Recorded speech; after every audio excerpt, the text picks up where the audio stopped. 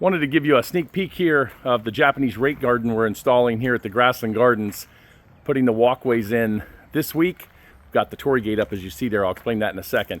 The Japanese Rake Garden is a great old garden, I mean old as in centuries old, for calming and peace. It's made with crushed stone, and it has to be a very special size that a wooden rake can go through and leave the trails behind it. It has no water in it.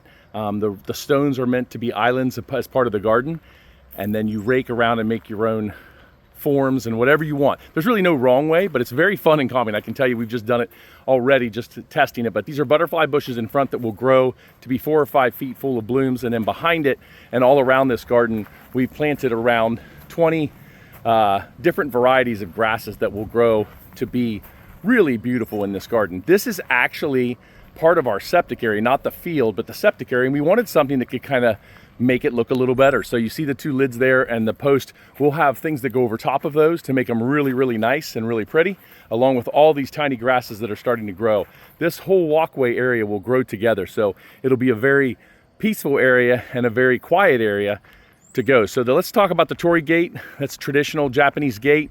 We had this milled down. Weaver Barnes came in and helped us make that beam, and then we installed it. We will paint this what is called vermilion red. It's really an orange. It's that deep orange color, and then we'll have black accents on it. And then to the left of that, where you see the little stone pile in front of the walkway, there'll be 3 5-foot metal facade statues that will have 3 symbols for the Japanese Garden of Peace, Tranquility, and Happiness. The walkways that go all around it and go through it are really, really nice. And people always ask us, how do you build these? So I kind of wanted to go over that and kind of explain what we do. When we build these paths, right now what we're walking on is crushed limestone. That is the second part of the path building we do. We have these all over as walking paths on the farm.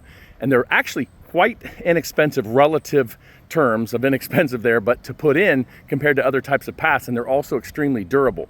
So how do we do it? Well, we start by scraping down the topsoil off about 4 inches and put about a 4-inch layer of what you see here where the fine's in. This is what is called 304s, which is limestone gravel and then crushed limestone with it. And we roll that and pack it down. It makes a really hard surface when you first start. And then what you do is you add this next layer. As you can see here, we add about 1.5 inches of just pure limestone screenings or fines, super fine material. And then we'll roll this again today as we complete it and finish it. And then on top of that, we put a real light stone. It's just a really nice walking surface for people. Here you see some of the designs you can make in the garden with the wooden rakes. It's going to be a really good attraction, I think, for people as they come and they want to walk through it and try their hand at it. But it really is. I got to tell you, when we do it and mess around with it, it's really, really fun and tranquil to take a turn at it. These little grasses in front will all have plumes. Everything right now is just small. We're just starting to put it in. The gardens, of course, will open up in 27, and these will look a lot different as they get bigger. But I think this is going to be a really neat area. We're going to have areas like this all over the farm, whether it's water features or little garden areas that go through the walkways. But just kind of wanted to show you what we're doing here and how we're continuing to build out the farm at Old World Garden.